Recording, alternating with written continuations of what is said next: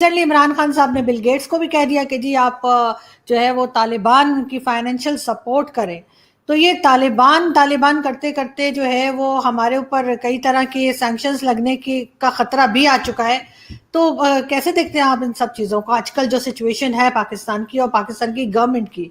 देखिए, जहां तक फॉरेन पॉलिसी का ताल्लुक है तो हमारी फॉरेन पॉलिसी जो पाकिस्तान की है वो तो वन पॉइंट एजेंडा है, और वो ये है कि पैसे मांगो, पैसे तलाश करो, कौन पैसे दे सकता है, और वो उसके एवज हम क्या है हमारे मुल्क में रह गया जो बेच सकते हैं।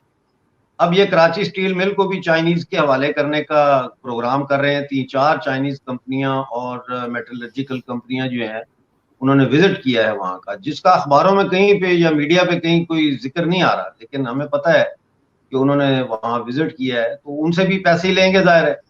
तो बिल गेट हो या कोई भी हो, मार्क जुकर जो है उससे भी हो सकता है, फेसबुक वाले से भी पैसे मांगे।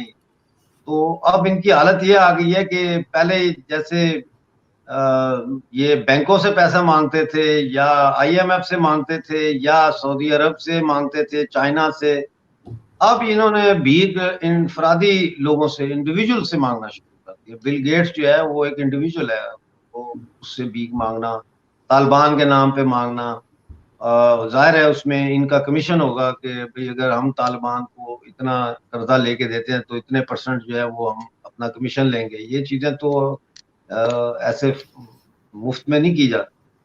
दूसरा, जो पाकिस्तान की फॉरेन पॉलिसी है वो इस वक्त चाइना की फॉरेन पॉलिसी के एक सैटेलाइट फॉरेन पॉलिसी के तौर पर देखी जा सकती है।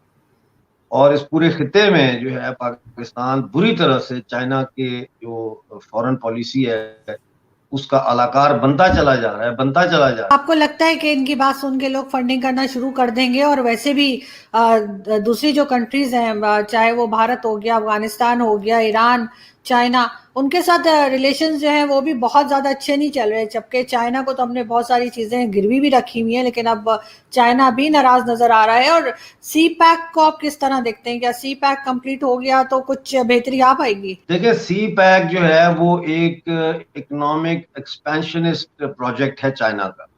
पुराने वक्तों में जब 70s में लेफ्ट का बड़ा जोर होता था और सोशलिस्ट नजरियात का प्रचार बहुत आम होता था, उस वक्त इस किस्म की एक्टिविटी को साम्राज्य कहा जाता था। तो आज ये आउट ऑफ फैशन हो गया है साम्राज्य का लफ्ज, तो उसकी जगह इकोनॉमिक एक्सपेंशनिज्म का लफ्ज जो है जरा ज्यादा मॉडर्न लफ्ज उसने उसको रिप्लेस कर दिया। सी पैक का पाकिस्तान को कोई फायदा और ना पाकिस्तान के अवाम को फायदा। अभी तक तो 2017 के बाद कोई खास इसमें पेशरफ्त नहीं हुई और आने वाले वक्त में भी नहीं हुई।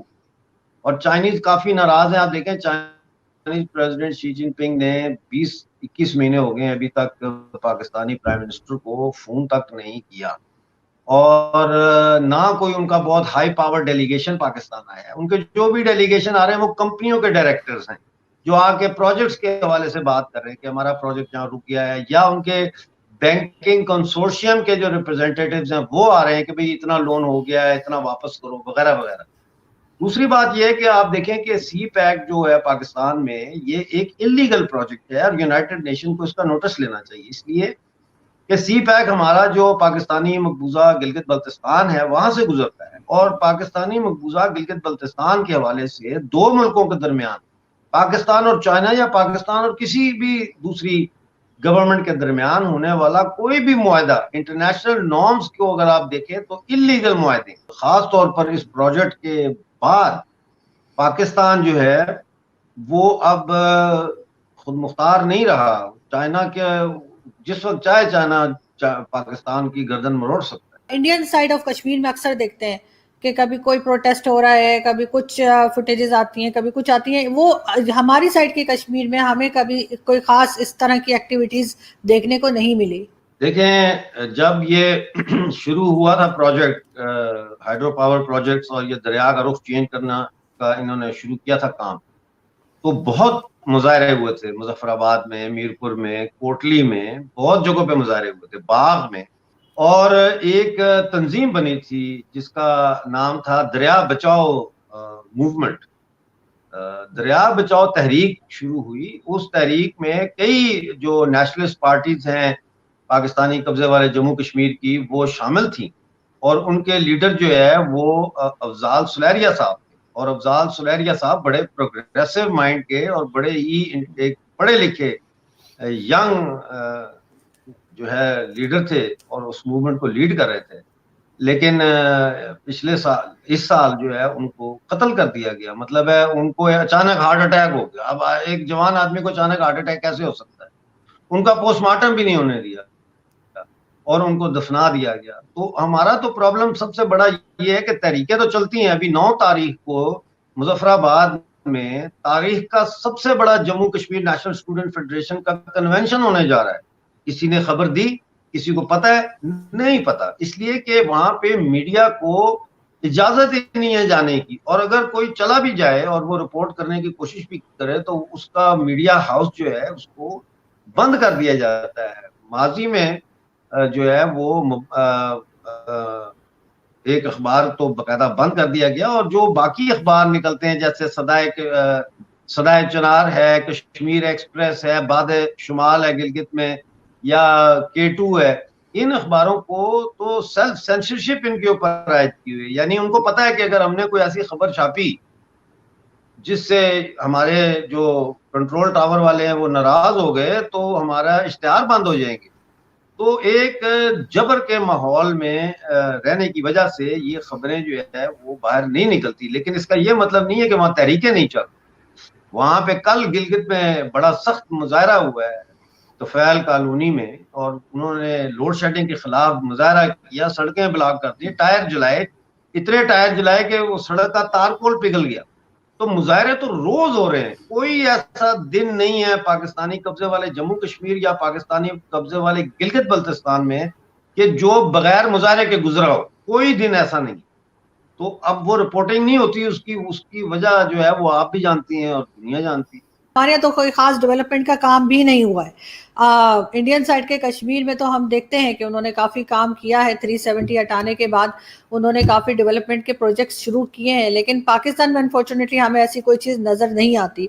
तो जो आप जैसे लोग हैं जो वहाँ से बिलोंग करते हैं, जो वहीं के रहने वाले हैं, आप लोग नहीं समझते कि आपको इस पे बात करनी चाहिए कि वहाँ पे भी डेवलपमेंट के काम हों, वहाँ भी एयरपोर्ट खुले, वहाँ भी बड़ी बड़ी यूनिवर्सिटीज हो, रोड्स नहीं है। मैं जा चुकी हूँ 2 साल पहले वहाँ पे शो बनाने के लिए मीरपुर में, लेकिन कोई सड़क वड़क मुझे ठीक नजर नहीं आ रही थी, बड़ी मुश्किल हुई थी जाने में। अब इसका हल क्या है? इसका हल यही है कि पाकिस्तान ने हमारे जिन इलाकों पे कब्जा किया हुआ है उन इलाकों से पाकिस्तान निकले, और यूनाइटेड नेशन की करारदादों की रोशनी में हम इंडिया का हिस्सा हैं, हम इंडियन सिटीजन, बाय डिफॉल्ट हम इंडियन सिटीजन हैं अकॉर्डिंग टू UN रेजोल्यूशंस और according to the instrument of accession. अब डेवलपमेंट आपका आखिरी ये था कि डेवलपमेंट क्यों यहाँ पे नहीं होती, वहां पे इतनी क्यों नहीं।